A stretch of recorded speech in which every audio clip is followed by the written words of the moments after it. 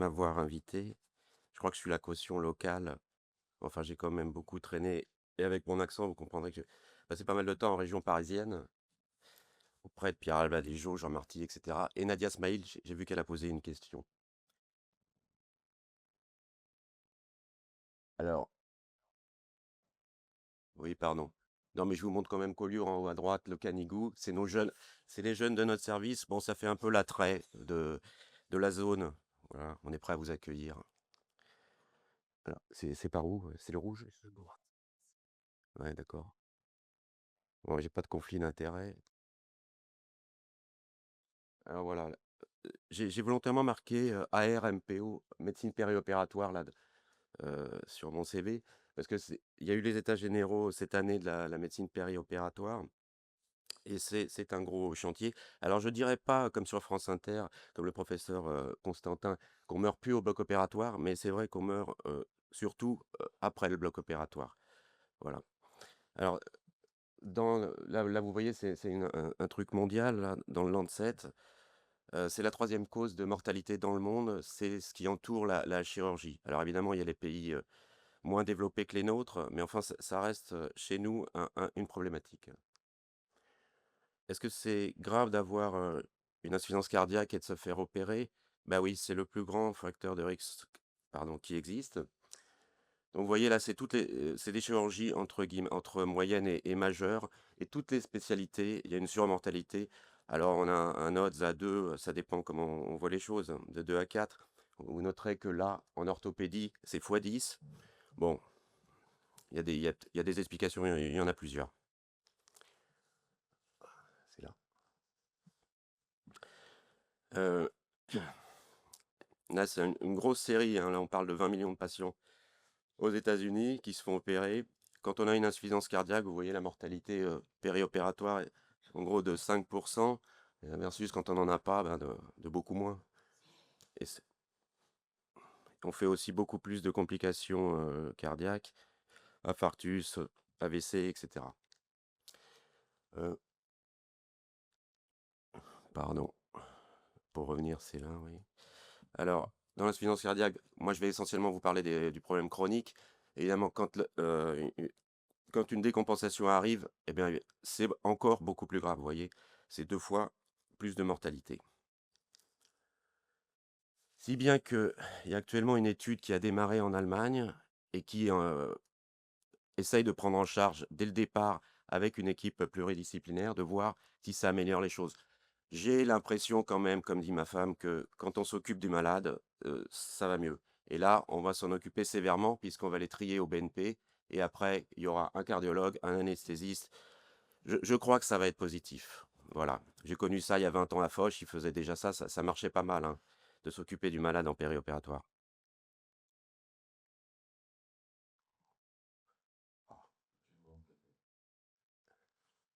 Next slide. Alors la définition. La définition actuelle de l'insuffisance cardiaque, elle a été posée par, toutes les sociétés savantes américaines, européennes et cetera et depuis 2021, c'est celle-là. Elle a été réévaluée en 2023, ils l'ont gardée, ça peut changer. Donc il y a 3 cases. Celle de gauche, c'est celle, de tous les jours, hein. Nous, ce qu'on met, c'est FEVG, 60 50 et cetera. Donc là, c'est la FEVG abaissée, inférieure à 40. Ensuite, à droite, il y a la plus importante, à mon avis, c'est la suffisance cardiaque à fraction d'éjection préservée, celle qui a plus de 50, qui est des fois très difficile, il y a peut-être des cardiologues dans la salle, très difficile le diagnostic est parfois très difficile à poser. C'est pas les valvulaires, c'est pas les péricardiques, enfin, voilà, c'est vraiment les troubles de la relaxation et en gros du sujet âgé et en intermédiaire, il y a ceux qui sont entre 40 et 50 et à mon avis, pourquoi ils ont posé ça? C'est parce que il y a des traitements maintenant et qui améliorent la FEVG et on peut passer, de la gauche au milieu. Le premier message, c'est quand on passe, de la gauche vers le milieu, par exemple avec les IEC, les bêta-bloquants, le sacubitril/valsartan, on y reste quand même. On reste dans la case de gauche, on gardera ces traitements à vie, a priori.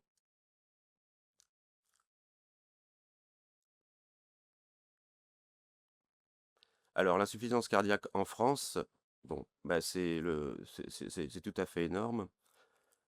C'est 180 000 hospitalisations par an, 50 de FA associés, des comorbidités qu'on verra. Un message fondamental, c'est que le sous-traitement chronique de ces malades, c'est-à-dire que les indications sont très fortes, on va les voir, les 4 piliers, par exemple, de l'insuffisance cardiaque à fraction d'éjection basse, c'est retrouvé partout, c'est la flèche en bleu en bas. Il y a un sous-traitement. Alors en France, voilà, les gens qui ont une indication à 1 an après une hospitalisation, dans la moitié des cas, ne reçoivent pas la base du traitement, hein. Parce que on va parler des autres traitements, mais la base du traitement, c'est les IEC et les bêta-bloquants. Eh bien, dans 50 moins de 50 des cas, ils ont ça. Donc, on a peut-être un rôle de rattrapage. Ça m'est arrivé, hein, depuis que je prépare tout ça, là. Des fois, je discute avec le cardiologue, je dis: «Pourquoi il a pas ce médicament?» Ça m'est arrivé. Voilà. J'ai pas forcément envie d'être cardiologue, mais voilà, il y a un sous-traitement chronique. Plus on rentre, en âge et plus ce sont les femmes qui sont concernées et à partir de 75 ans, eh bien oui, voilà, c'est ce profil, c'est 27 de prévalence et ce sont plutôt des femmes. Alors la prévalence globale, j'ai oublié de vous le dire, c'est 2,6 à peu près, entre 2 et 3 parce que évidemment, il y en a plein qui ne sont pas diagnostiqués, enfin qui s'ignorent. Dans la définition, j'ai oublié de vous dire que pour avoir une insuffisance cardiaque, il faut avoir des signes, hein. Même si on a une FEVG basse, on n'est pas forcément insuffisant cardiaque. Il faut avoir des symptômes, la fatigue, les œdèmes, etc. Voilà, ça c'est une diapo que m'avait prêté le professeur Lèbre il y a une quinzaine d'années. C'est l'équipe d'Amiens qui avait regardé leurs leurs patients insuffisants cardiaques, leurs hospitalisés. Et on voit bien que plus on devient âgé et plus c'est la fraction, l'insuffisance cardiaque à fraction d'éjection préservée qui est là. Tout le système cardiovasculaire, de toute façon, avec l'âge, se rigidifie, le cœur en particulier, les troubles de la relaxation sont complètement physiologiques. Les gens qui arrivent à nos consultations et qui ont ce profil, voilà, ils connaissent très bien l'adresse de la pharmacie hein, du coin, parce que c'est ça la courbe de Gauss de leurs médicaments, hein. C'est 9 à 10 médicaments, c'est parfois 14, 15. Ou alors quand ils viennent pour un hallux valgus, c'est possible, hein, ou une cataracte. Si vous voyez, la consultation, bon, c'est long d'écrire tout ça. Et la tendance est à l'augmentation. Euh, Pas forcément par les traitements cardiaques, mais par la comorbidité. C'est des gens âgés, 70, 80 ans, la polypharmacie. Voilà les recommandations dont je vais parler, enfin les sources des recommandations. C'est les années 2020. Alors voilà, dans les années 80, c'était ça. Il n'y a plus aucun malade qui est traité comme ça. C'était les digitaliques. Là maintenant, ça n'existe plus, hein. Mais voilà, ça marchait pas trop, mais il fallait faire quelque chose. Les bêta-bloquants, c'était totalement contre-indiqué aux années 90, donc pas de bêta-bloquants. Bon, en gros, c'était des diurétiques. Un point fondamental à comprendre, c'est que l'insuffisance cardiaque n'est pas qu'une maladie du cœur. Oui. Ah, excusez-moi. Mais c'est bien un problème, c'est une maladie neuro-hormonale, en réalité. C'est une maladie hémodynamique, bien sûr, mais c'est les systèmes neuro-hormonaux qui nous gouvernent, tant en pathologie euh, que quand on est sain. Voilà un petit schéma, je vais le résumer en 2 secondes.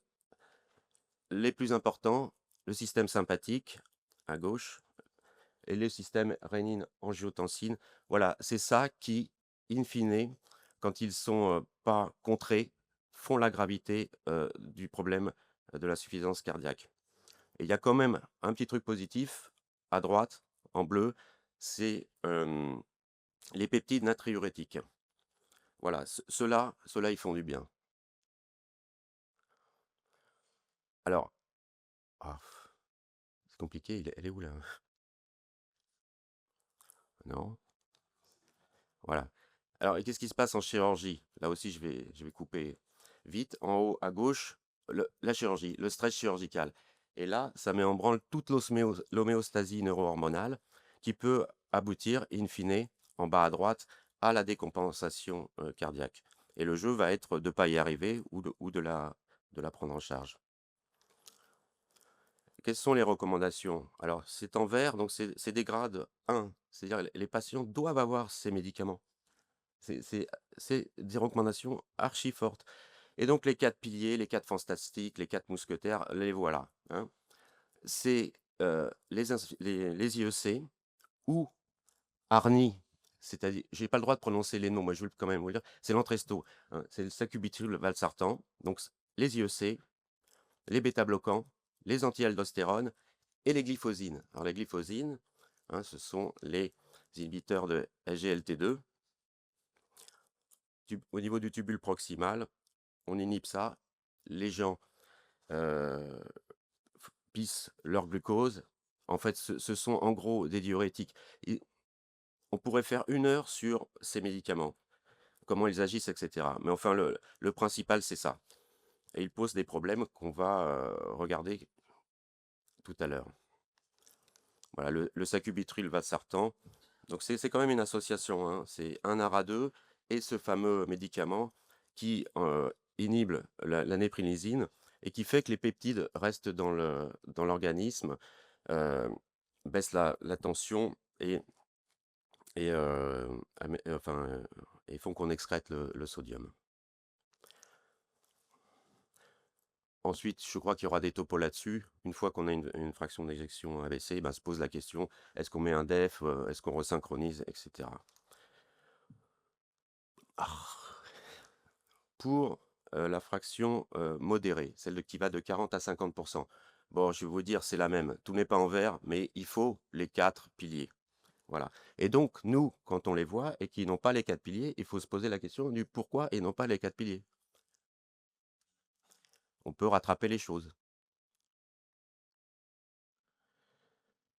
Ici, c'est la fameuse insuffisance cardiaque à fraction d'éjection préservée. Et là, il y avait strictement rien. Et je me souviens d'Emmanuel Samin dans les années 90 qui nous disait c'est 50% des patients, c'est la même mortalité. Oui, mais il y avait rien. Eh bien, depuis 2019-2020, il y a quelque chose. Ce sont les glyphosines, les inhibiteurs de SGLT2, c'est au milieu. Et voilà, c'est une recommandation très très forte. Ces malades doivent avoir alors, ils ne réduisent pas la mortalité, hein, c'est pas vrai. Tout ça, c'est à chaque fois, c'est des critères composites et ce qui l'emporte, c'est, la baisse des hospitalisations, la baisse des décompensations. Évidemment, j'ai pas parlé des diurétiques, mais les diurétiques sont là, hein, c'est le 5e, pilier. Ils sont peu importe.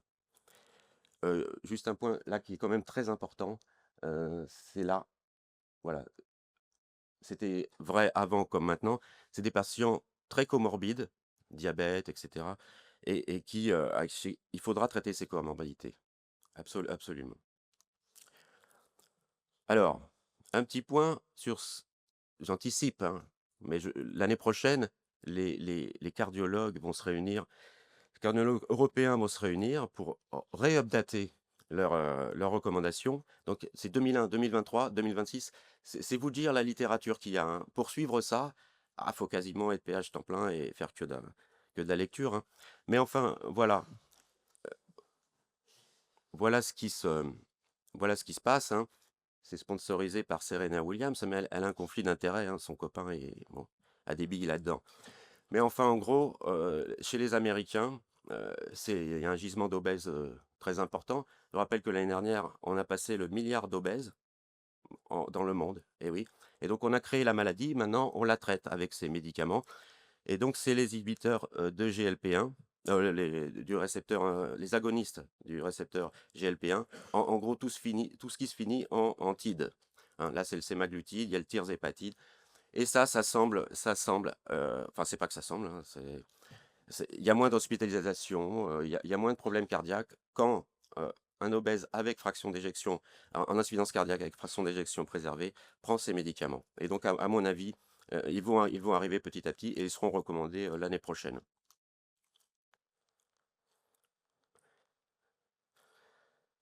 Alors, là, c'est le deuxième message le plus important. Traiter ces malades et ne pas les arrêter le traitement. Donc ça, c'est une étude du Lancet, donc c'est des cardiopathies dilatées. Ils ont les médicaments de l'époque. Et qu'est-ce qui se passe? Ils ont tenté l'affaire, hein, ils ont tenté le coup, hein. Mais les gens avaient une fraction d'éjection qui s'est améliorée et ils ont retiré les traitements. Eh bien, c'est la courbe, en haut, et ben, ça le fait pas, en fait, hein. Ça le fait pas. 40 ou 50 des gens, ont un rebond et font des complications, des décompensations cardiaques. C'est la même chose pour la fraction d'éjection préservée. Là, l'Emperor programme, hein, c'était avec l'empagliflozine. Bon, le petit nom, c'est le Jardiance. Heu et oui, qu'est-ce là aussi, après ces études, ils ont regardé, ça s'est amélioré. Ils ont regardé qu'est-ce qu'on faisait si on les retire. Eh bien, ça se passe pas bien non plus. Ça se passe pas bien non plus. C'est ce qui est en bleu là, voilà. Tout ce qu'on a gagné, eh bien, en fait, on repart en arrière, voire au début, ça a l'air même, heu, pire que quand on prend le placebo. Donc il faut les garder probablement à vie. Après, il y a une inévitable qualité de vie. Bon, ça, c'est le truc des Américains, hein. Eh bien oui, c'est pareil. On leur retire et la qualité de vie baisse. Nous, en périopératoire, on est confronté aux maladies chroniques.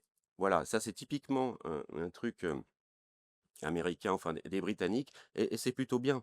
Il y a 50 millions de maladies chroniques aux États-Unis. Bon, chez nous, peut-être, il y en a 10 millions.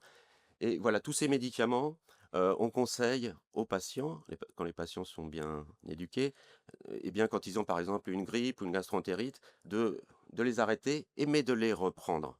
C'est là le deuxième message, le troisième message. Il faut les reprendre. Et donc il y en a 3 qui sont concernés dans l'insuffisance cardiaque. Alors, quelles sont les recommandations actuelles? Ouais, c'est très, très simple, hein, en fait. Heu, il faut je démarre, par la deuxième, la jaune, voilà.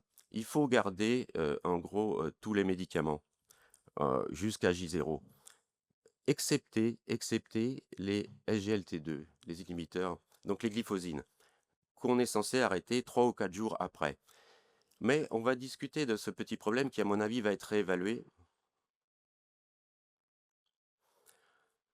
J'ai mis une troisième recommandation. Je me souviens encore d'une collègue, c'est la metformine, hein, qu'on ne doit plus jamais arrêter, rebond glycémique, et cetera. Je me souviens d'une anecdote, le jour où Pierre Albadéjo à Beaujon a présenté les recommandations de l'ASFAR en 2004 ou 2005 sur les médicaments, il y a une PH qui s'est quasiment mise à pleurer, hein. Elle a dit: «Mais comment on va faire pour récuser les malades?» Voilà. Parce qu'avant on récusait les malades, hein. Pas d'arrêt de la metformine, pas d'opération. Vous voyez le truc?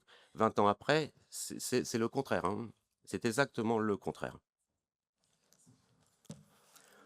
Alors, on peut en arriver à ce style de truc, et ça m'est arrivé de le faire, hein, voilà. On est censé arrêter les glyphosiles à J-3, mais on doit garder la metformine. Or, il a les associations. Donc si on est logique, on prescrit la metformine et on arrête l'autre. Mais ça, on va rediscuter dans l'insuffisance cardiaque.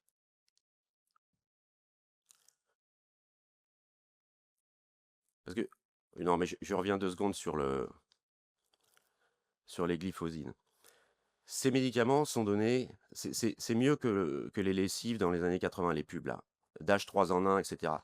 Ça traite tout, le cardiométabolique, l'obésité, enfin il y en a de partout. Qui n'a pas sa dapagliflozine, enfin bon, et donc c'est difficile de naviguer. Moi, je vais essayer de vous dire ce que j'en pense. Il y a quand même depuis, 2 ou 3 ans, heu, pas mal de gens, des éditoriaux, des petites études qui remettent en question, hein, ce truc d'arrêter, les inhibiteurs de GLP-2, les dapagliflozine à J-3, surtout dans un contexte d'insuffisance cardiaque. C'est-à-dire, ce qu'on craint, hein, c'est l'acidocétose euglycémique, c'est-à-dire des gens qui auraient des cétonémies, pardon, des cétonémies, mais sans grande hyperglycémie. Dans la stricte définition, c'est inférieur à 2,5, une cétonémie et un pH inférieur à 7,30. Voilà, c'est une revue de cas cliniques, mais vous voyez que ça monte. Bah, ça monte avec l'arrivée des glyphosines. Mais c'est quand même pas n'importe qui fait ces problèmes, hein. On n'est pas opéré d'une petite chirurgie périphérique orthopédique, c'est pas ça. Le grand truc, c'est les chirurgies bariatriques Les obèses, c'est eux qui vont faire ces complications.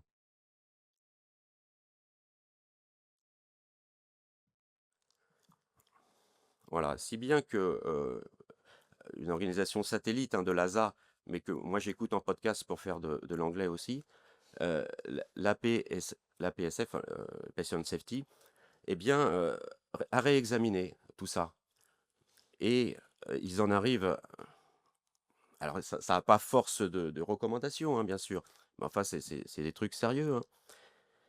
Ils en arrivent à ça, en bas, c'est-à-dire que quand l'inhibiteur de SGLT2 est donné dans un contexte d'insuffisance cardiaque et, admettons le cas le plus facile, il n'a pas de diabète, eh bien, il vaut mieux le garder. Parce que c'est jamais anodin d'arrêter un traitement chronique. Il y a des rebonds possibles, des hyperglycémies possibles, des décompensations cardiaques. Vous avez vu que dès qu'on retire un des médicaments, c'est possible. Donc voilà le message, hein, que eux donnent. Et ce ne sont pas les seuls, parce que j'ai fouillé un peu la littérature à venir. Et vous voyez, un éditorial qui va paraître le mois prochain ou dans 2 mois dans la revue française, qui a relayé les affaires. Heu, donc c'est par Marc-Olivier, Fischer, et vous voyez que la flèche rouge à droite, c'est la même chose que la PSF. C'est-à-dire que quand c'est donné pour l'insuffisance cardiaque chronique, eh bien, ils recommandent de les garder. Alors il y a marqué équipe multidisciplinaire. Bon d'accord, mais enfin bon, on va pas appeler le cardiologue ou n'importe qui. On est des grands garçons, c'est à nous de prendre les décisions. Et vous voyez la tendance est celle-là. Et je pense que c'est la bonne. Là, je mets un tableau rédigé par ma co-interne de Bicêtre, là où j'ai connu ma femme, auprès de Nadia, de Gaël Chesson. Voilà, bah, c'est pas si grave que ça, hein, du moment qu'on a fait la cétonémie.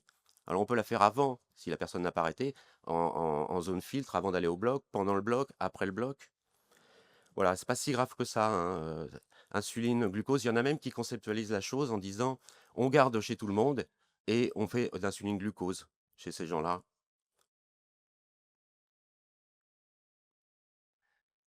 Voilà, à la fin, les la prise en charge de ces patients en préopératoire, mais j'insiste, le le plus important, ce sont les pointillés ici. La reprise de ces traitements, la reprise de cette tout le monde n'est pas en ambulatoire, et même en ambulatoire, et il faut leur conseiller de les reprendre. Donc là, on a les ah, heu, bon, attendez, voilà, on a les 4 piliers: bêta-bloquant, IEC, anti-aldostérone, inhibiteur de SGLT2. On doit les garder jusqu'à J0, à mon avis, si insuffisance cardiaque et pas de diabète. Alors si voilà, s'il y a du diabète, eh bien, voilà, bon, on peut s'arrêter à J-3. Hem, le sacubitril valsartan, qui est dans les FE inférieurs à 40 ou 35, est censé être tenté. Alors là, c'est comme dans tout essai, hein, ça marche pas tout le temps, c'est des fois très mal toléré, mais est censé remplacer l'IEC, et donc c'est lui qui devient le quatrième mousquetaire, au lieu, des IEC. Pour les fractions d'éjection préservées, les insuffisants cardiaques à fraction d'éjection préservée, ils auront leur inhibiteur de SGLT2, leur dapagliflozine, leur empagliflozine, et depuis cette année, je crois, la canagliflozine. Ils en auront un. S'ils l'ont pas, il faut le remettre. Et je vous le dis, comme je le pense, les agonistes des récepteurs GLP1, type sémaglutide, etc., eh bien, seront donnés, et dans un profil particulier, les cardiométaboliques et les obèses. À mon humble avis, ça va être reconnu dans les recommandations. Les diurétiques de l'ANS, bien sûr, j'en parle pas, enfin, j'en parle pas. C'est assez important, à chaque fois, je me pose la question: est-ce qu'il doit l'avoir avant d'aller au bloc? Celui qui a du Lasix 20, 40.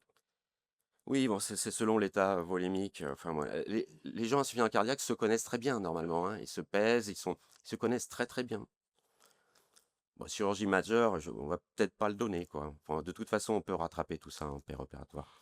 Mais j'insiste sur le message, c'est vraiment, ah, excusez-moi.